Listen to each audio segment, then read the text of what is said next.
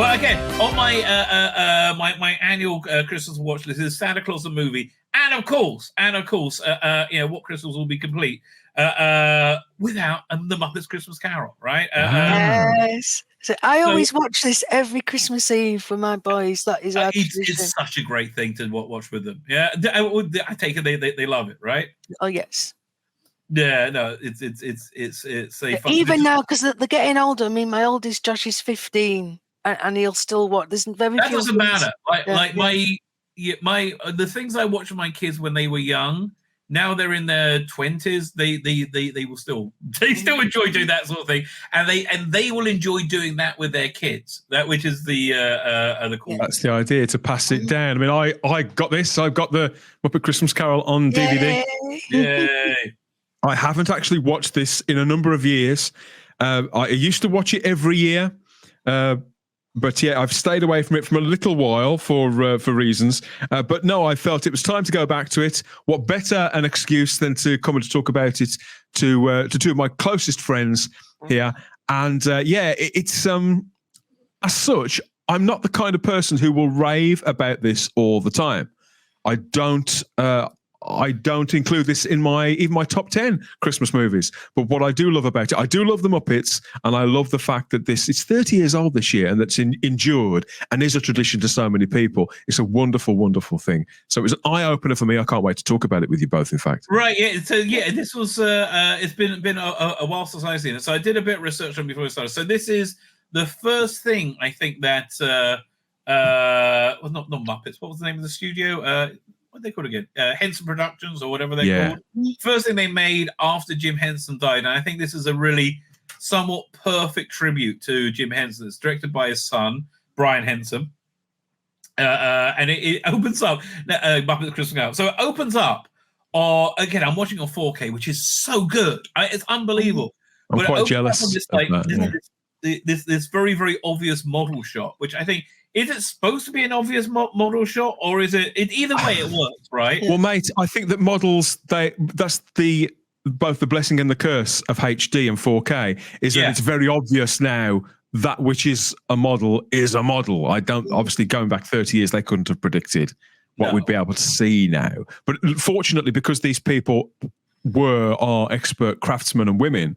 The models were so good, the detailing was so rich, and it's a complete vision of their world, then it doesn't really matter. This is one of the very few things where you can pop it into 4K and it doesn't lose any charm. In fact, I think it gathers charm for some reason. There's lots of it went, oh. It just makes me feel all warm and snuggy. So my first impression was this. I love, and I don't know if this was the first time they did this, that it was starring Kermit the Frog as Bob Cratchit, that the Muppets were treated as real people, real as individuals. Talents. Yeah. Which I thought was I just love that. Genius.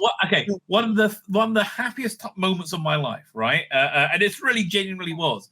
It was Christmas Eve in Disneyland. Maybe about 10 years ago, something like that. And we had reservations at one of the Disney restaurants for dinner, and they have all the Christmas decorations up. And there's a big tree, right? With Christmas tree decorated with presents underneath.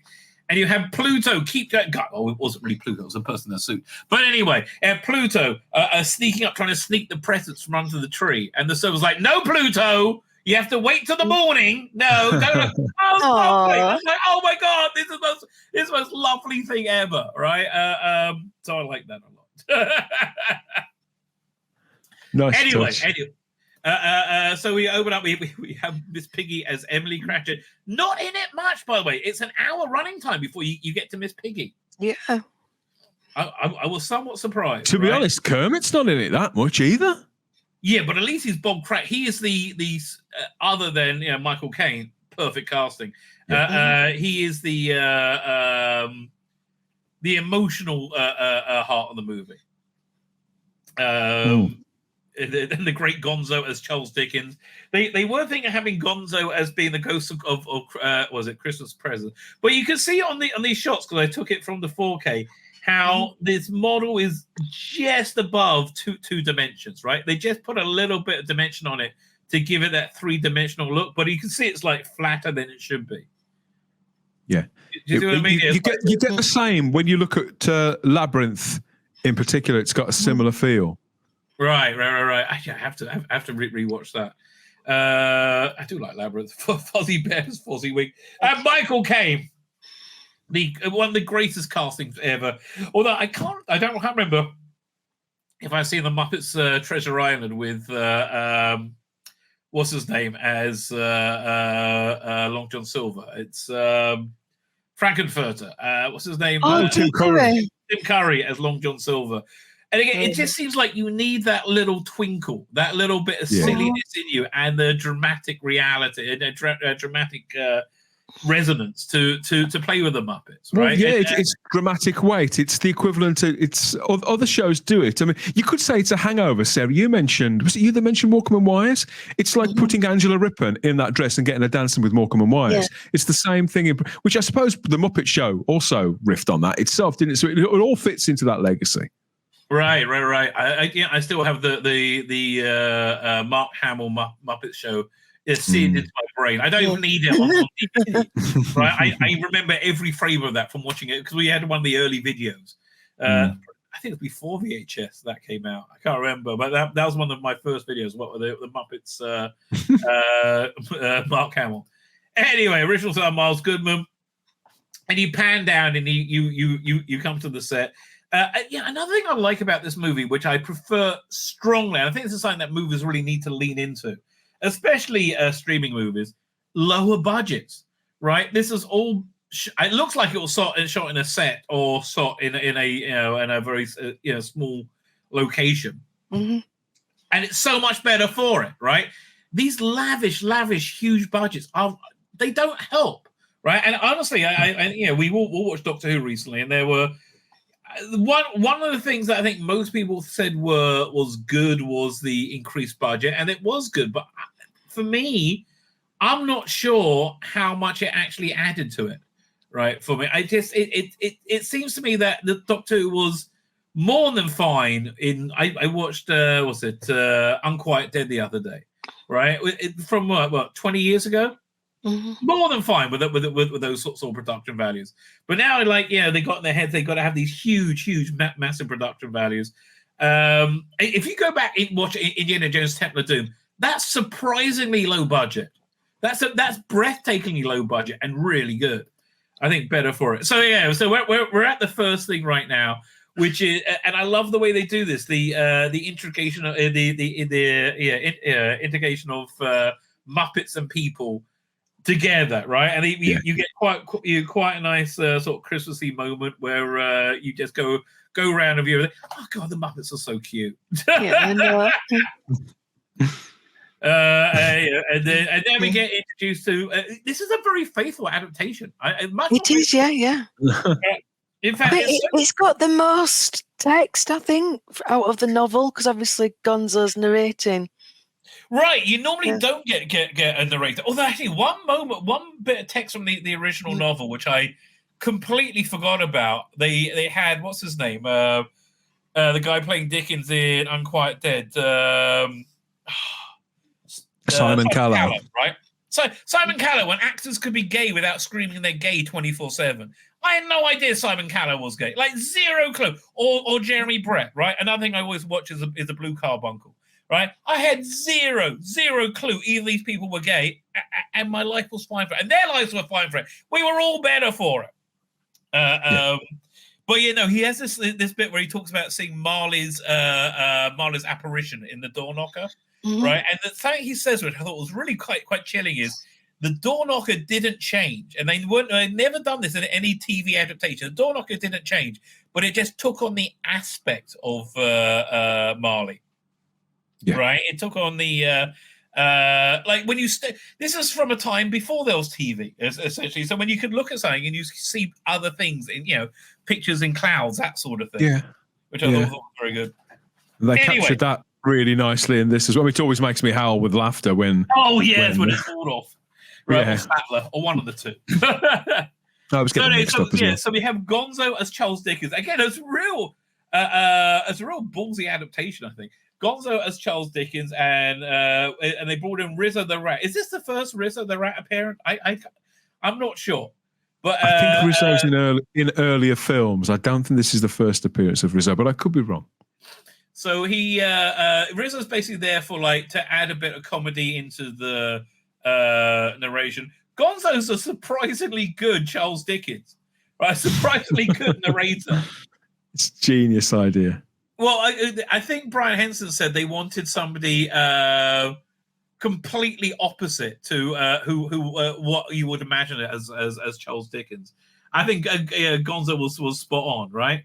So they so now we get introduced to Michael Caine as Scrooge with one of the fantastic, I think 4 or 5 great music numbers in this, where they it's basically a song about how mean Scrooge is, and by the way, I love these expressions. I mean, the amount of emotion, personality, and bits of felt, it's incredible, right? Absolutely, and it just really fits Victoriana so well, right? The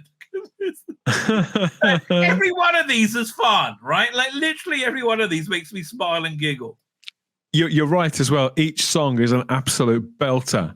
There's usually 1 or 2 that are duds. You can't wait for them to be over, but it's not the case with this film. No, and it really adds to the experience, right? You just leave this with a massive smile on your face. Sarah, you went to a concert recently, didn't you? Yeah, I did. It was a live concert of this. So they played the film on the big screen, but it was a live orchestra. And sorry, I keep coughing. It was just absolutely brilliant hearing it live, and they've got all the songs in. I mean, all the songs. They've got the When Love Is Gone in as well, and it just sounded absolutely incredible. And like you were both saying, every song has got a purpose. Yes, there's no filler at all. Story forward. I agree with you. Yeah, absolutely. And which again, this is essentially disposable art for kids. And the adherence to classic storytelling necessities is so much stronger here than pretty much anything else they make today, right? Although, have you seen Rebel Moon yet? Either of you two? No. It's one I'm definitely going to get in. I've been looking forward to it. Oh, it's probably going to be my big Christmas film. Because why? Because it's a story that you're interested in with characters that are interesting, right? You see that, and when you watch it, you go, it's so. Most of the time I watch something, within 10 minutes or so, I'm looking at my phone, right? Just glancing backward. This thing, I have my, same with the Muppets. I have my eyes pretty much affixed to the screen. That's the goal. This really did hold my attention all the way through the Muppets Christmas Carol. I was going to watch it in 2 halves because, as I say, I'm not as fond of it. I was well out of my teens when this came out, and I hadn't got children yet either, so it fell into that weird gap with me. I haven't got the attachment that other people have got to it, but I have to the Muppets themselves. But something that struck me about watching it this time, obviously with 30 years of history and it now being named by so many people as their favourite Christmas movie, is how realistically, when they made this in the early 90s, just as you said, Rabbi, it was a crucial time for the Muppets as a kind of brand. It was a restart for them. And in many respects, I think the idea was that this would actually do more for the Muppets than it as a brand, and to start things off again and almost a new tradition. I don't think they set out to make a Christmas classic. And I think that perversely, no, I don't think they did either. No, I think they set out to put the Muppets back on the map with a big star name in there as well, so that people would take them seriously again creatively. And when I look at Christmas movies, that's what hits me. I think that when they try to make an actual, this is going to be a Christmas classic, a great deal of the time it fails. The ones that succeed are the smaller things that are precisely totally targeted. This and Elf share that sort of. That was the example I was just about to give. Elf, right? Yeah. This is it was a movie. Yeah, it was like, oh, Christmas movie, like a Bible movie. It's like, doesn't matter. It's like a type of movie. Let's do it. And something I think dripping out from every pore of this is Brian Henson's love and respect for his father's work. I don't know what their relationship was like, but it certainly it's similar, I think, to Ivan Reitman's son doing Ghostbusters Afterlife, which was I think they had a similar relationship, as I understand. They worked quite closely together on stuff like Labyrinth and The Dark Crystal when Brian Henson would have still been pretty young, still in his mid-20s, something like. So they had a close relationship, as I understand it. Yeah, I love this as well. The Muppet puppet person with the Punch and Judy. So they're introducing Charles Dickens. Michael Caine said, "I'm playing this completely straight as if I was with human actors," and he did, right? He absolutely nails it. It's one of Caine's best performances all round. It sincerely is, and I love this actor. I'm not trying to do him down in any way. No, I agree. He shines and because he's got the humour, he's got the grouchiness. But he's got real heart, especially towards the middle of the film where he's beginning to change. Well, yeah.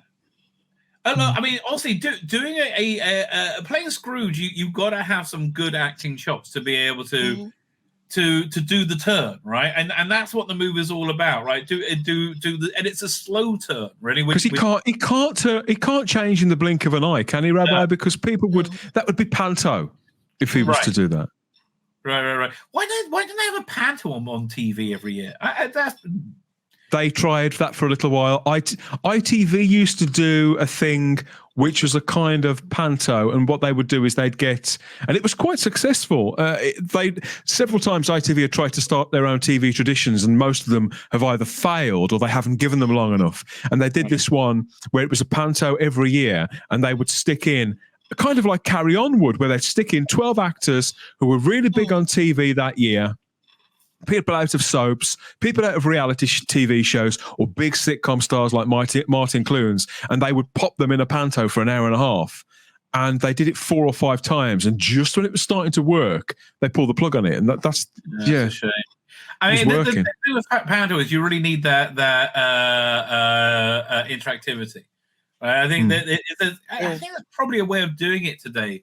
With the you have to think laterally, but there must be some kind of way of adding that interactive, like you have to press your button or something so to have something to go. Oh no, it isn't, right? Something like that, and then you could really.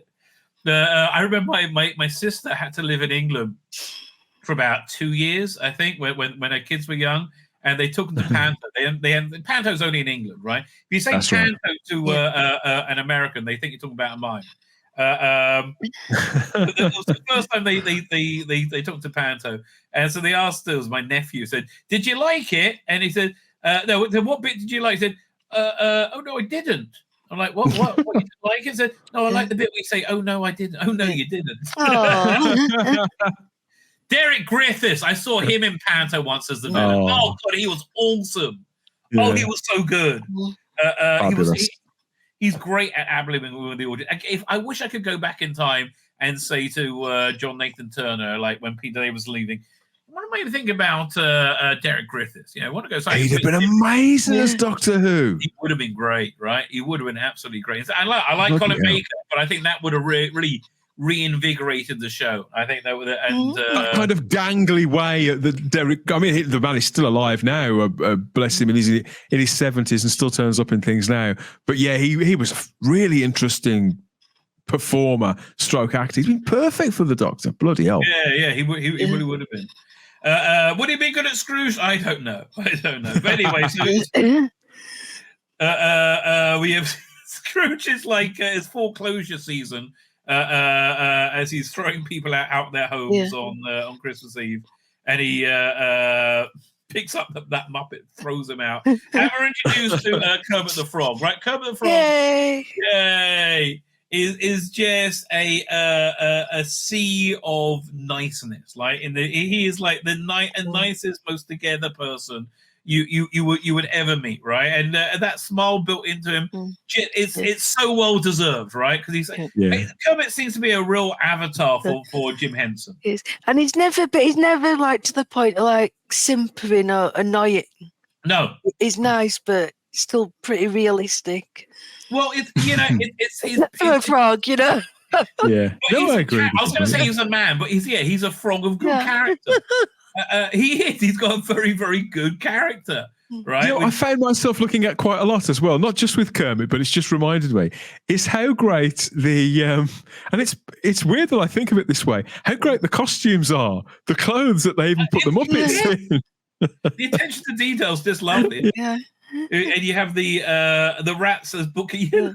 They've got the rats as bookkeepers. For some reason, I don't know why, Muppets work so well in Victoriana, right? Yeah. It really comes together. What else could they do? What other Victorian classics are there? Muppets Sherlock Holmes, maybe? Oh, this is that'd be good, yeah. It's not too late for them to switch back to doing this kind of thing. As you say, Muppet Sherlock Holmes, or you could do the Man in the Iron Mask. You could do all manner of stuff like that with the Muppets, and it works so well. That really works. How about the three Muppeteers, where you have them as the? Very good. That would really be great, right? That would really. I'm just trying to think who. I think Kermit would have to be Watson rather than Holmes. I'm thinking, well, who would be Holmes? I guess. Okay, this is what you do. Okay. The Muppets. The Muppet Sherlock Holmes would be Kermit as Watson and what was it Cumberbatch as Holmes, right? Yeah. And it would just work perfectly, right? I would put Fozzie Bear as Sherlock Holmes. I think that's what I would do. Now you're into one of my somewhat off-season Christmas. I would cast a human as Dr. Watson myself. I'm not sure where I'd put Kermit. That'd be what I would do. Maybe Lestrade. I don't know. I know he's not. He's too nice for Lestrade, right? But one of my offset, and I don't know why I watch this at Christmas. I feel it's a Christmassy movie, more so than Die Hard. Is Without a Clue, which is the yes, with Ben Kingsley and Michael Caine again. Yeah, Michael Caine as Holmes and Ben Kingsley as Watson. And the conceit is that Watson's the genius and Holmes is a out of work actor that Ben Kingsley hired to play a great detective, so they would listen to him, essentially, right? And it's a Christmassy romp. It's like this, very much like this. Yes. So they're asking for they're saying they asked for coal. They said no, bar humbug. And again, I forgot this was in the original. And the only reason I realized it was because it was also in Scrooge, the Bill Murray version. He has his virtuous nephew come and visit him, who demonstrates like the benefits of being a nice person, right? There's the benefits of being good. Because you're just a happier person, and that's the thing that people just don't get. If you're a nice person, your life is better.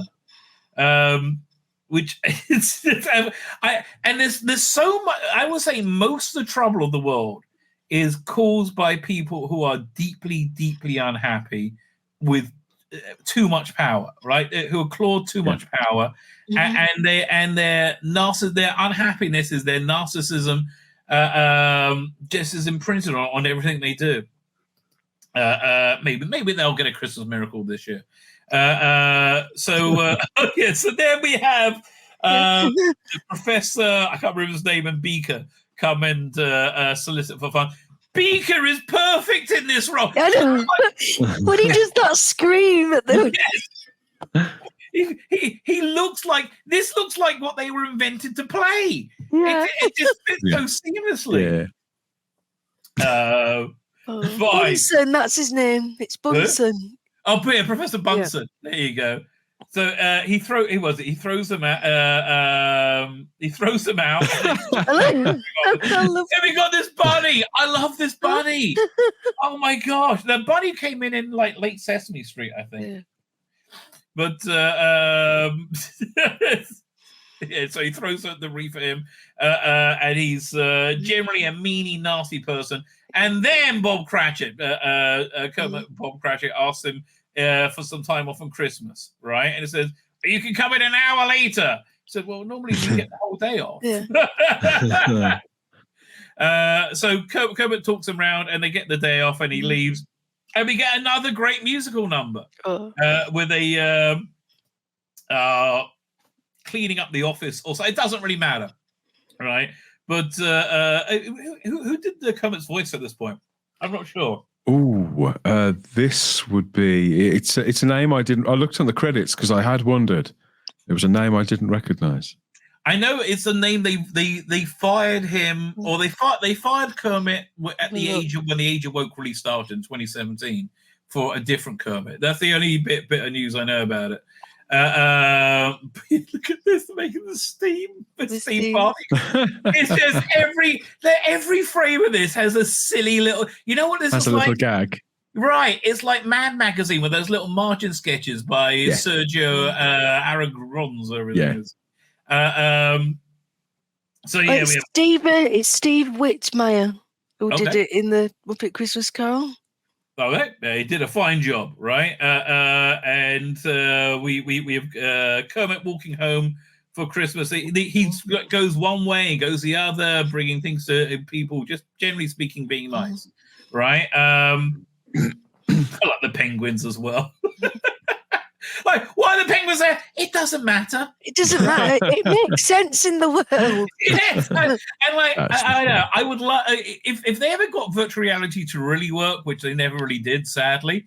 I would just like to live in a Muppets environment. Frankly, I mean, this will be it will be. Sometimes I feel already frigging do. No. In a nice Muppets environment. We live in the Muppets, not general Muppets. Yeah, you live in a Numpty environment. Yeah. I live in Birmingham. Yeah.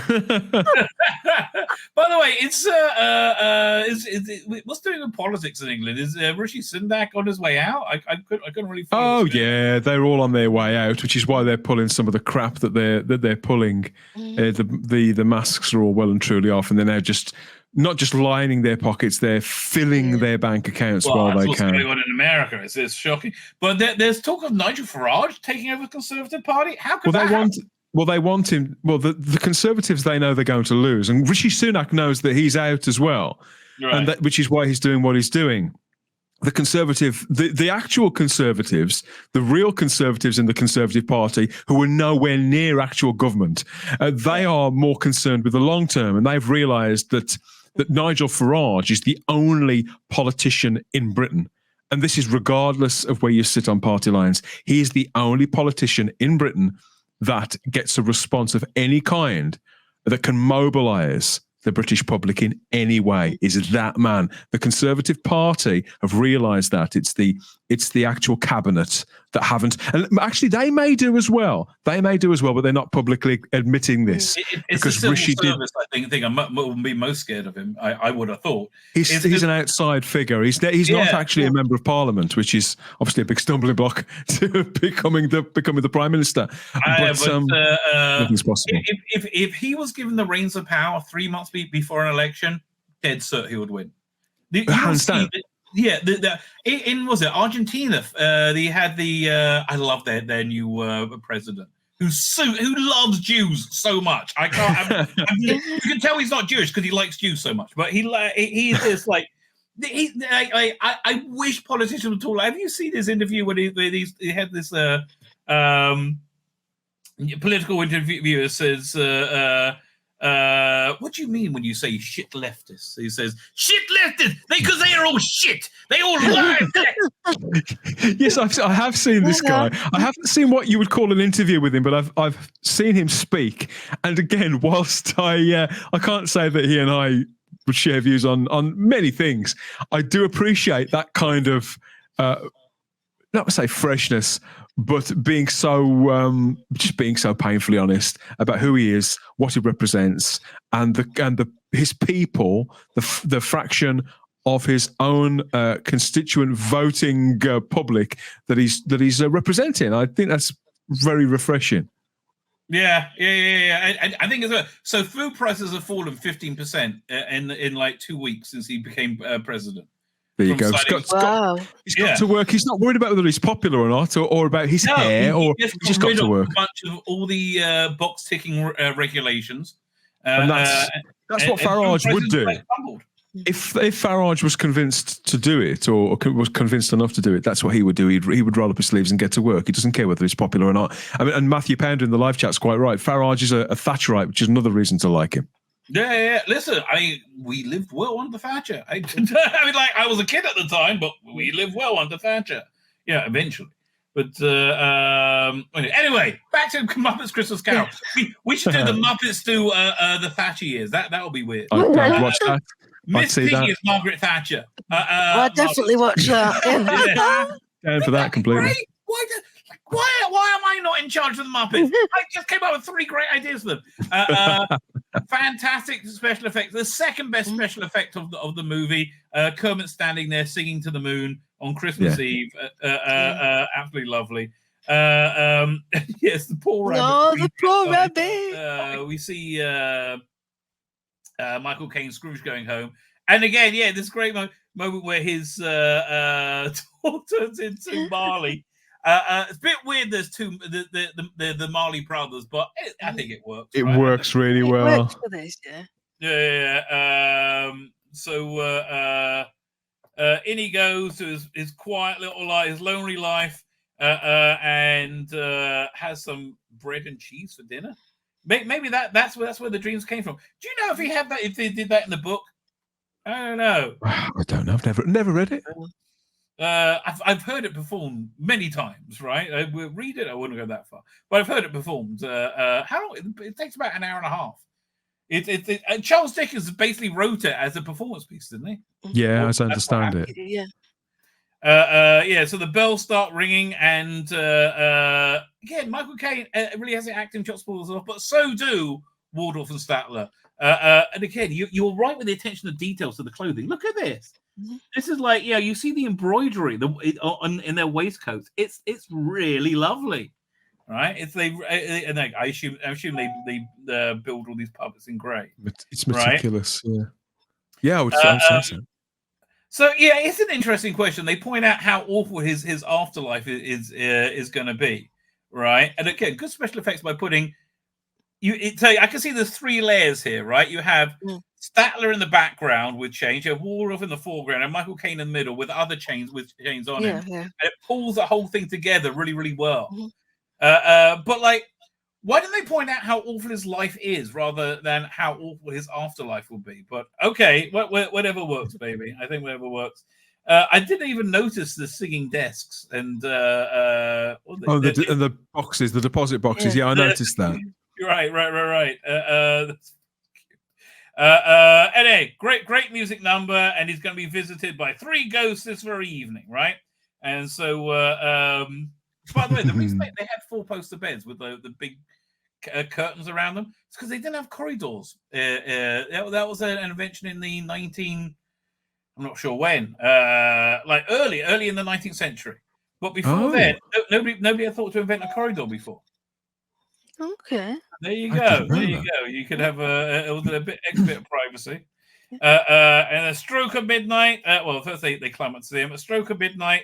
Well directed as well. I have to say, they build up the tension nicely. They do, yeah. And Caine wakes up. And again, this is really on the cusp of new Henson Productions, right? This is the Ghost of Christmas Past. Very creepy. It's not CGI, but it's definitely some kind of mapping technology going on. I think it's probably done analog. Enhanced in some way. Yeah, it's a puppet, but it's a more realistic puppet. And I think quite disturbing for that. So then they go flying above the city, and Gonzo and Rizzo get caught with them. Again, I don't think they need to explain it this much. They could have just, turned up what they ended up. But okay, doesn't really matter. Again, not a huge budget. Very, very solid effects that I think do the trick. Right? Yeah. What's this? But is this a matte painting or is this another model? But it's gorgeous. It's a model. But this is a smaller model than the first one, and it's not as deep as you think it is either, right? It's probably built on this sort of angle, right? And it looks like that, but it's like false perspective. False perspective, yeah. Right, and the camera, you have a motion control camera pulled back. Colin said, without central heating, being able to pull the curtains around the bed made everything easy to keep everything warm. Well, that is true. Yeah. This is obviously a model as they fly over the trees, and we come and we see little Ebenezer Scrooge is where he's taken to. We see him in school, being a lonely boy, right? Being a lonely unfulfilled boy. And yeah, you can see it start to. I think oftentimes we do not take stock of our whole lives and see where we are. I think that this is another intense theme of this movie, right? Stopping and one of my favorite scenes in the Bible, right? Which is a bit of a weird segue, right? Is this bit where you have these two brothers. You have Jacob and Jacob and Esau, right? And Isaac was going to give a blessing to Jacob or Esau. He planned to give it to Esau. Jacob came in and said, basically conned his way into getting this blessing. Then they had to go and run for about 20 years and hide in another country. Anyway, when he 20 years or so later, he's coming back and they say his brother's coming to meet him with a big army, and you have this great introspection moment where he looks at himself, right? He looks at himself and he compares himself to the boy he was when he left, Israel, this lad, and to the person he is now. And so the person he is now looks very much like his brother, who he thought was not right to receive this blessing. Like he's a businessman. He's weighted down. He's got family. He's got children. He's very weighted down with stuff. Very, very connected to this. But it was that moment where he takes stock of his entire life, and then at that moment, this the language of it is interesting because it doesn't say this angel, this other person, but somebody appears. Somebody's there, and he wrestles with them, which is essentially what's going on here, right? He's looking back at his life, saying, "Who am I?" Right, and I think that which brings about his redemptive change. And I think, again, you need somebody of the caliber of Michael Caine to really pro. I'm sorry, I'm still thinking. Was it Jeremy Cumberbatch playing against Kermit the Frog as what? Benedict. It gets better every minute in my head. I'm sorry. So fine, he grows up. You've got the American Eagle as the headmaster, who get perfect casting for this, right? Yes. And he says, "Yes, now you're a young man. You will go and join the world of business." And he's got him a job at Fuzzy Which I just like. Every time I see Fuzzy Bear, I'm always happy, right? Yeah. There's no, perfect casting. It's only a small part. But it really worked. Again, this was from the original book. It was he had a friendly person that he trained under, right? And I think Fuzzy is really the best person for that, right? Really, really is. So he sees how, again, like how he doesn't notice how much happier and better life is with like being generous. I like young Wardle and Satter as well. That's it's also the fact that Fozzie Wiggone's a rubber chicken factory. Oh my God, the oldest joke in the book, or visual joke in British comedy, certainly British variety comedy, is the whole thing with a rubber chicken.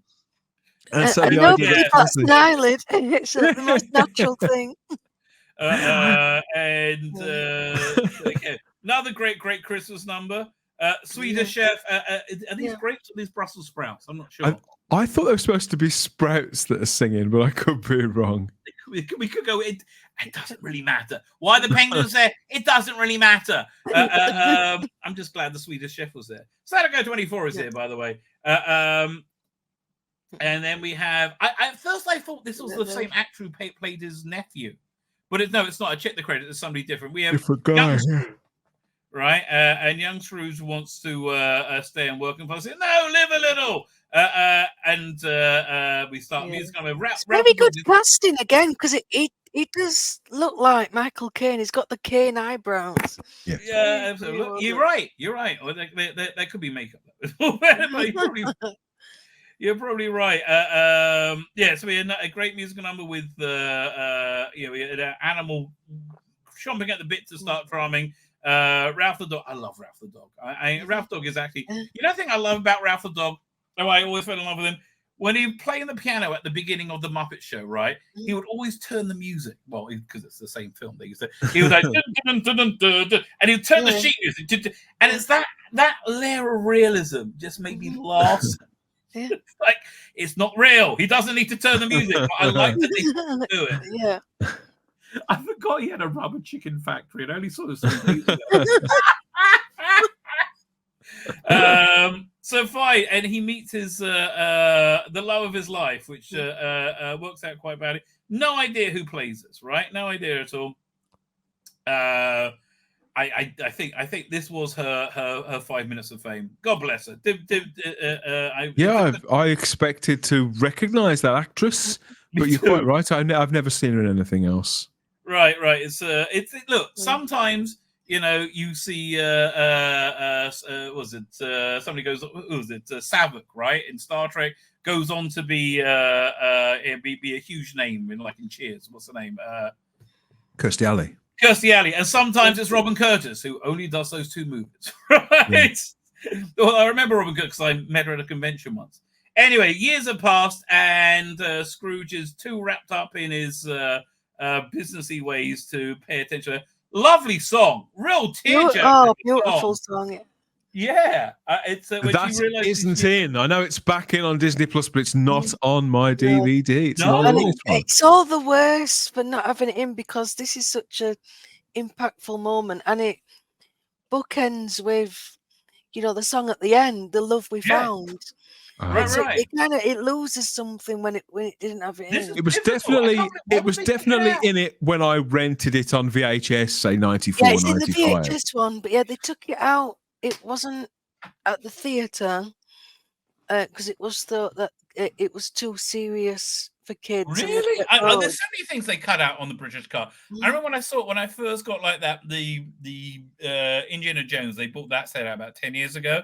And I saw Temple of Doom. And I saw the whole bit where the guy rips the guy's heart out and the guy's chest opens up. I'm like, I've never seen that before. Yeah. I remember times. Very confusing. Man, I can't believe this is pivotal. This went missing for decades. This number went missing for literally decades. Why? It's so strange. Okay, that is a very weird decision, if I may say so. And it's a good number as well. When she realized that I'm just hoping that she met somebody else, right? And she had a good life, right? I think she does in the novel. Oh, good. I think it's mentioned. But these when you see it, because Michael sings along, right? With her, again, that's such a beautiful moment. Although I have to say, Michael Caine does seem somewhat uncomfortable with the song and dance. Does seem like, he's not a natural singer. We'll put right. He's like, I cashed the check. I guess I got to do this now.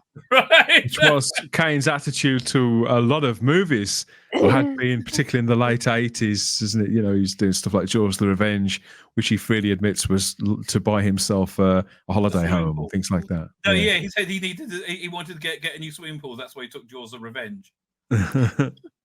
I think the Beyond the Poseidon Adventure. He also had something else. He said I saw an interview. He pointed to that. That's what Beyond the Poseidon Adventure got me. So I'm like, well, okay then. It's a job, right? It's a job. So again, this puppetry is just right for this moment because it's got this like darkness to it. And he's we wake up. So he wakes up and full of regret. And then I think this is actually one of the strongest bits of the movie because it's they were going to have, I think, Gonzo as the Ghost of Christmas Present, but they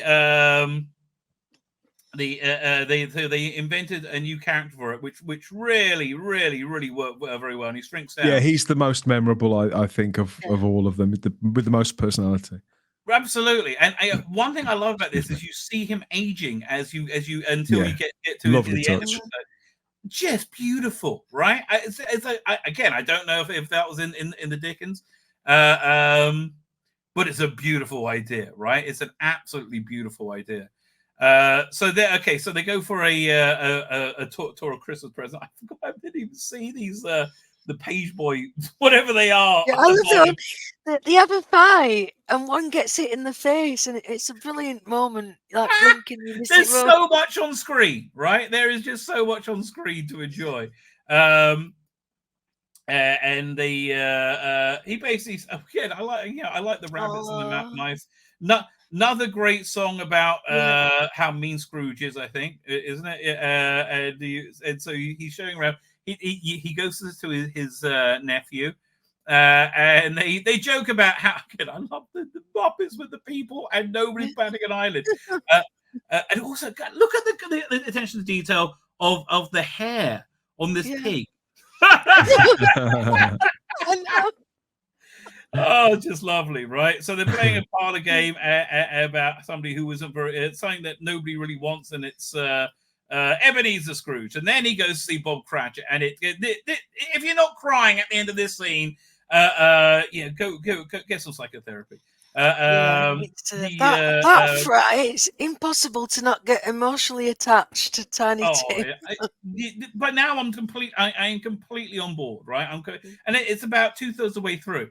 Rizzo the Rat goes crazy for the turkey, and we get to see Miss Piggy. I'm probably one of Miss Piggy's best performers, best roles. I can't remember. She's wonderful in this. She's much more sympathetic in this than she is in most things, right?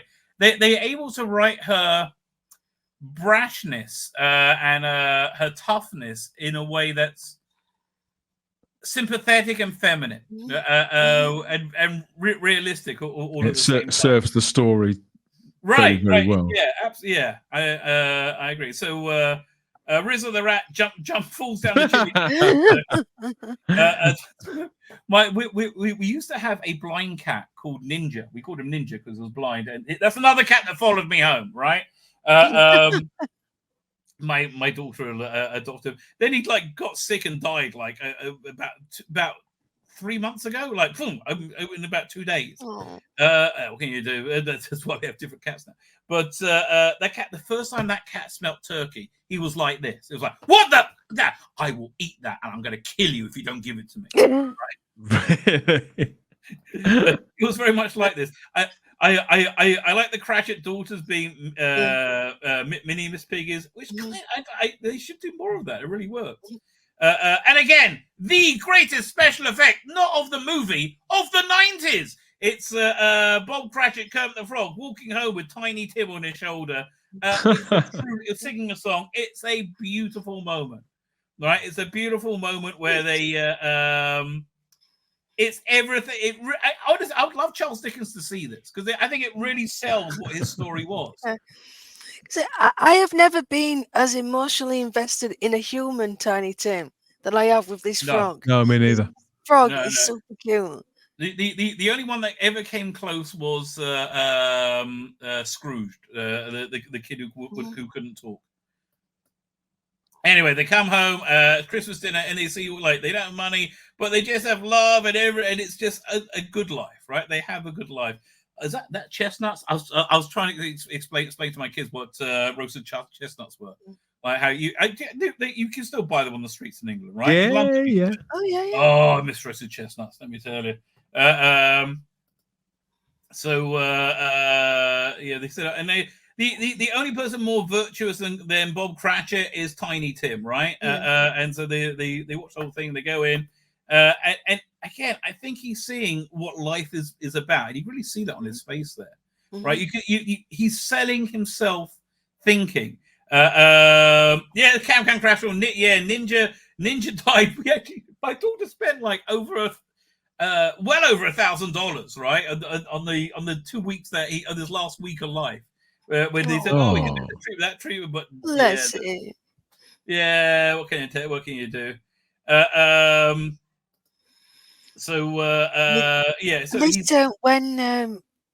When the ghost repeats what he said about, well, if he's going to do it, he'd better die and decrease the surplus population, and the horror on his face. Right. Yeah. Wait, when was that? Is that in this scene? I thought that was later. Yeah, this is scene, because he said about, will Tiny Tim live? Oh, right. Yeah, exactly. Yeah, again, this movie carries a strangely strong, unexpected emotional punch. I guess you have the greatness of the Muppets and the greatness of Dickens, and it comes together quite nicely. And you see Miss Piggy, she starts dissing Scrooge, but then Bob Cratchit speaks up and says, "No, he's a good person, or whatever. He's my boss. We provided everything for us." But right now, Ghost of Christmas Present is getting older, right? You see his time nearly up, and they leave. And he's got white hair, and again, just really a wonderful little 10-minute turn. This was the scene. I think this was the scene that affected me the most. Right, I can imagine. Right, I can totally imagine, and that he was smiling as he went away. Right, the contentment in life that just bleeds through everything in this. Right, how to be happy. So then we get Ghost of Christmas Present, Christmas Future. Reason scared. Gonzo says, "This is too scary for me. I'm going to. I'll catch you at the end." Which is again like you can get away with that in a Muppet. Yeah. So there we go. We got so they take some good special effect as well. I don't like how you did this without computer technology.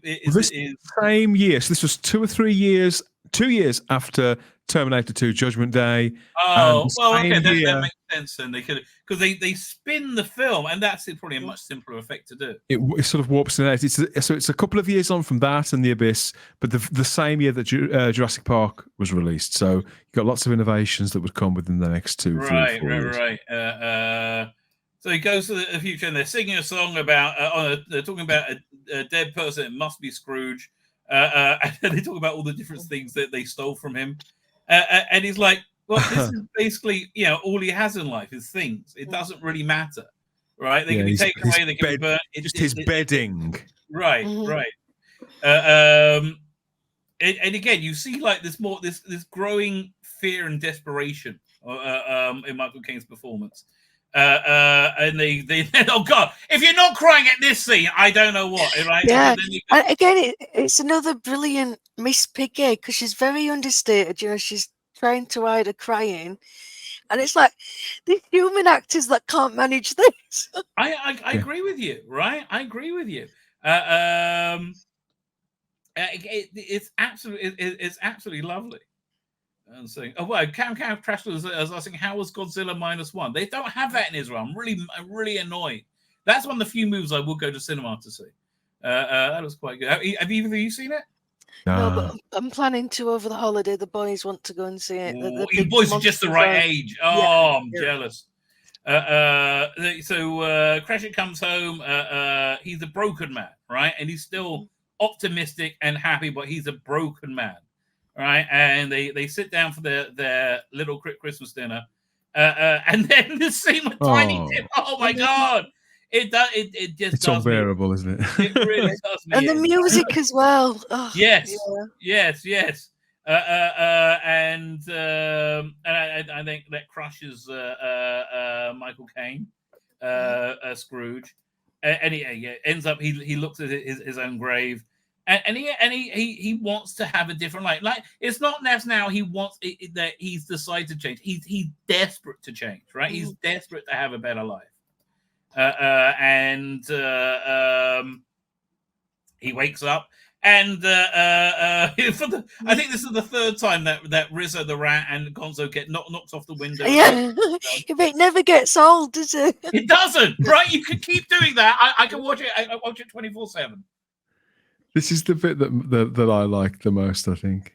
Yeah, right. Where he's this is the payoff, right? This finally it's all good. So this is it? Oh, the same. So the rabbit didn't the same one. He gets sends them a coin to go and get the biggest turkey for Bob Cratchit, and he just heads off around town with another great music number. And this is lovely, right? This is actually more important than I think. No, I thought when I was going through it. He gives them he whispers the name at the size of the donation, and they're very, very happy. But then Beaker gives him his scarf as a Christmas present, right? And the how touched he is when he sees like the response to kindness. But now he puts it on, and that with that scarf, he's now a nice character. It's incredible. Yeah, Just the addition of the scarf. He's all warm and fuzzy, right?